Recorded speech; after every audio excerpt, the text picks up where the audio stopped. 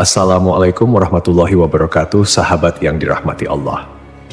Nabi Isa alaihi salam adalah salah satu nabi yang wajib diimani seluruh umat Islam di dunia. Beliau diutus oleh Allah Subhanahu wa Ta'ala kepada Bani Israel karena kesesatan yang dilakukan oleh kaum tersebut sepeninggal Nabi Musa alaihi salam. Tidaklah sempurna iman seorang Muslim bila tidak mengimani keberadaan salah satu dari 25 nabi-nabi yang memiliki kemuliaan di sisi Allah Subhanahu wa Ta'ala. Pada akhir zaman, Nabi Isa alaihi salam akan kembali turun ke bumi untuk membunuh Dajjal, musuh umat Muslim yang paling ditakuti karena kehebatan fitnahnya.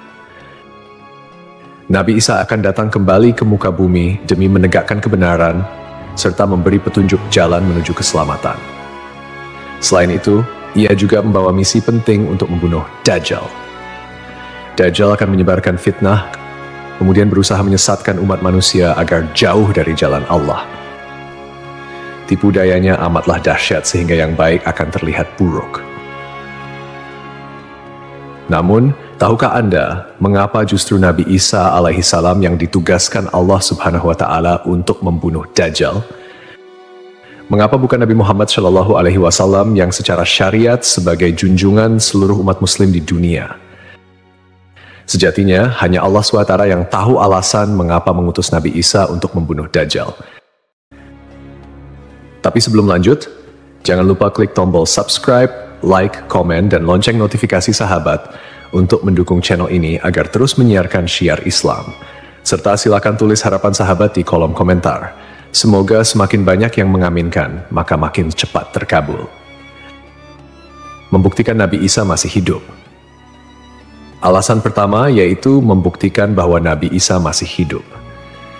Bangsa Yahudi dan Nasrani percaya bahwa Nabi Isa dibunuh dan disalib oleh orang-orang Romawi. Namun, sebenarnya Allah Subhanahu wa Ta'ala menyelamatkannya dengan menggantikan peran Nabi Isa alaihissalam kepada orang yang wajahnya diserupakan dengan beliau.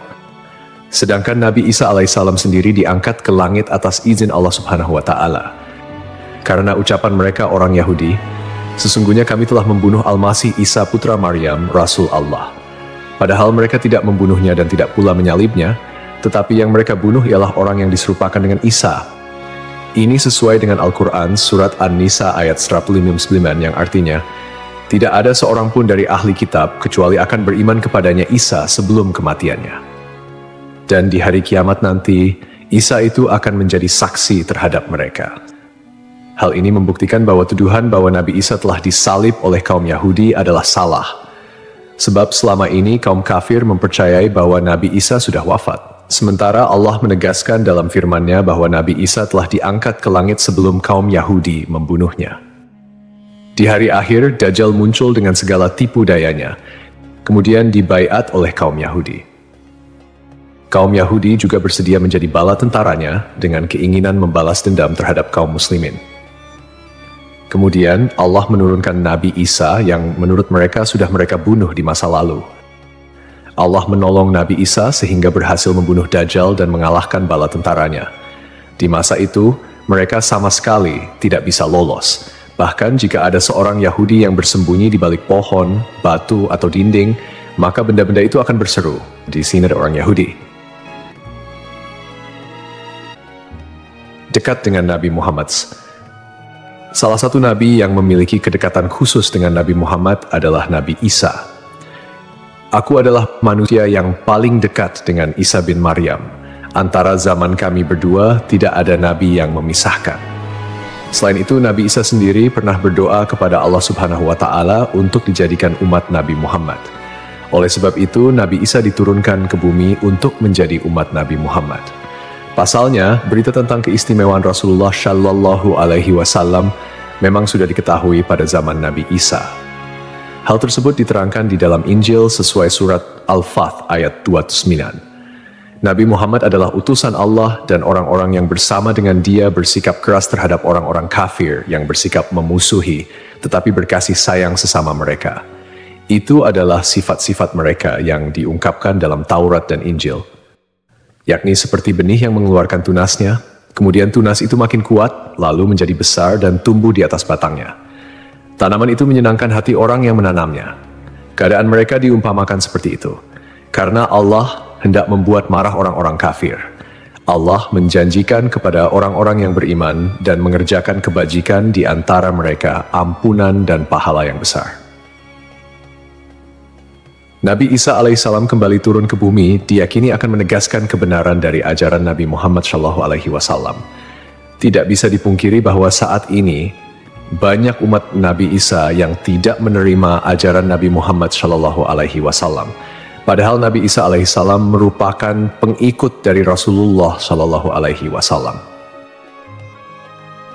Al-Baghawi menceritakan dalam tafsirnya bahwa ketika Isa alaihissalam mendatangi Baitul Maqdis, di mana orang-orang sedang bersiap salat asar, maka imam di masjid itu mundur dan menyuruh Isa untuk maju. Namun Nabi Isa enggan dan ia tetap salat di belakang imam dengan syariat Nabi Muhammad SAW.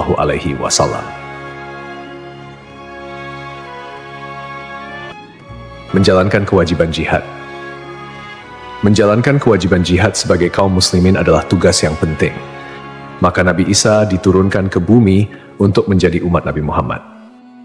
Keistimewaan Nabi Muhammad memang sudah diketahui sejak masa Nabi Isa dan diterangkan di dalam Injil sesuai surat Al-Fath ayat 29, yang artinya, Muhammad adalah utusan Allah dan orang-orang yang bersama dengan dia bersikap keras terhadap orang-orang kafir, tetapi berkasih sayang sesama mereka. Kamu melihat mereka ruku dan sujud mencari karunia Allah dan keridhaannya. Pada wajah mereka tampak tanda-tanda bekas sujud. Demikianlah sifat-sifat mereka yang diungkap Taurat dan sifat-sifat mereka yang diungkapkan dalam Injil. Saat Nabi Isa turun ke bumi, Dajjal sudah berada di tengah masyarakat dan memperdaya manusia. Sebagai kaum muslimin, Nabi Isa berkewajiban untuk berjihad melawan Dajjal dan bala tentaranya. Menjalankan kewajiban jihad. Allah Subhanahu wa Ta'ala memilih Nabi Isa alaihissalam untuk membunuh Dajjal sebagai bentuk penegasan terhadap kebenaran agama Islam. Sebagian umat Nabi Isa masih belum menerima ajaran Nabi Muhammad dan masih memandang Nabi Isa sebagai anak Allah Subhanahu wa Ta'ala, walaupun Nabi Isa sendiri menolak klaim tersebut. Nabi Isa sebagai nabi yang jarak paling dekat dengan Nabi Muhammad. Keduanya merupakan tokoh yang unik dalam perjalanan kenabian. Tidak ada nabi yang diutus oleh Allah Subhanahu wa Ta'ala di antara masa hidup Nabi Isa dan Nabi Muhammad. Oleh karena itu, Allah Subhanahu wa Ta'ala mengutus Nabi Isa untuk membunuh Dajjal dan menghapus seluruh agama selain Islam. Tujuannya agar umat Nabi Isa menyadari kesesatan pandangan mereka dan beriman kepada Allah Subhanahu wa Ta'ala serta Nabi Muhammad sebagai nabi terakhir. Tindakan ini juga menggambarkan bahwa agama Islam adalah agama yang benar dan sempurna, mengintegrasikan ajaran-ajaran para nabi dari sebelumnya. Agama Islam sebagai agama rahmatan lil alamin yang membawa kedamaian, keadilan, dan kesejahteraan bagi seluruh makhluk. Nabi Isa diberikan mukjizat luar biasa seperti menghidupkan orang yang telah mati, menyembuhkan orang buta dan sakit, serta berbicara di buayan hingga dapat menciptakan burung dari tanah liat. Nabi Isa sebagai penyempurna dari ajaran sebelumnya menyampaikan bahwa setelahnya akan muncul seorang utusan terakhir, yakni Nabi Muhammad. Nabi Muhammad, nabi yang paling mulia dan utama di antara semua nabi. Beliau dianugerahi mukjizat terbesar, yaitu Al-Quran, yang merupakan firman Allah Subhanahu wa Ta'ala yang tidak dapat ditiru ataupun diubah oleh siapapun. Selain itu, Nabi Muhammad juga memiliki syafaat, yaitu pemberian ampunan kepada umatnya di hari kiamat. Melalui perbuatan membunuh Dajjal, Nabi Isa akan memperkuat dan menegaskan kemuliaan Nabi Muhammad, mengakui kedudukannya sebagai nabi penutup zaman. Tidak hanya Al-Quran, Nabi Muhammad juga diberikan mukjizat lain seperti membelah bulan dan air mengalir dari jemari tangannya. Perjalanan Isra dan Miraj serta mampu bersabda dalam berbagai bahasa. Mukjizat-mukjizat ini menunjukkan kekuasaan Allah yang melampaui batas akal manusia. Sementara keistimewaan Nabi Muhammad sebagai utusan Allah yang paling sempurna semakin terungkap, akhlak mulia, kejujuran tak tercela, keberanian luar biasa, dan kepedulian yang mendalam terhadap umatnya juga menjadi bagian dari kepribadian Nabi Muhammad. Beliau adalah uswatun hasanah, telan baik bagi seluruh manusia. Hubungan dekat Nabi Isa dan Nabi Muhammad terlihat jelas, di mana Nabi Isa adalah nabi yang paling mendekati masa kenabian Nabi Muhammad tanpa ada nabi lain yang diutus oleh Allah antara keduanya. Nabi Isa bahkan menyampaikan kabar tentang kedatangan Nabi Muhammad sebagai nabi terakhir. Beliau mengakui bahwa Nabi Muhammad adalah nabi penutup para nabi dan menyatakan persaudaraan di antara mereka, cinta dan saling menghormati. Nabi Isa dan Nabi Muhammad menjadi bukti kebersamaan spiritual dengan mengakhiri keberadaan Dajjal. Nabi Isa secara simbolis menegaskan kemuliaan Nabi Muhammad dan menghormati sebagai nabi akhir zaman untuk dikembalikan ke tanah. Alasan selanjutnya, Nabi Isa alaihissalam akan dikembalikan ke bumi sesuai kodrat manusia yang tercipta dari tanah. Hal tersebut sebagaimana yang dijelaskan pada surah H ayat 5 yang artinya, dari bumi kami menciptakan kamu dan kepadanya kami akan mengembalikan kamu dan daripadanya pula kami akan mengeluarkan kamu pada kali yang lain. Nabi Isa alaihissalam diturunkan ke bumi juga menandakan bahwa ajalnya akan tiba. Setelah wafat, Nabi Isa alaihissalam akan dimakamkan di tanah suci, lalu dibangkitkan kembali bersama manusia lain di hari kebangkitan.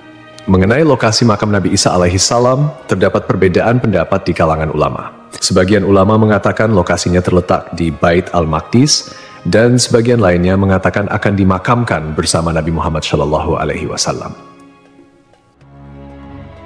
Sebagai muslim yang beriman, tidaklah pantas bagi kita untuk membanding-bandingkan siapa nabi yang lebih hebat. Karena semua nabi yang diutus oleh Allah Subhanahu wa Ta'ala mempunyai tujuan yang sama, yaitu mengajak tauhid, mengagungkan kebesarannya. Nabi Isa alaihissalam selain ditugaskan Allah Subhanahu wa Ta'ala untuk membunuh Dajjal pada akhir zaman, ternyata beliau juga akan memiliki tugas dan maksud tertentu yang pada intinya adalah menegaskan ajaran yang dibawa oleh Nabi Muhammad SAW kepada seluruh manusia yang ada di dunia. Semoga kita semua bisa memetik pelajaran. Wallahu a'lam.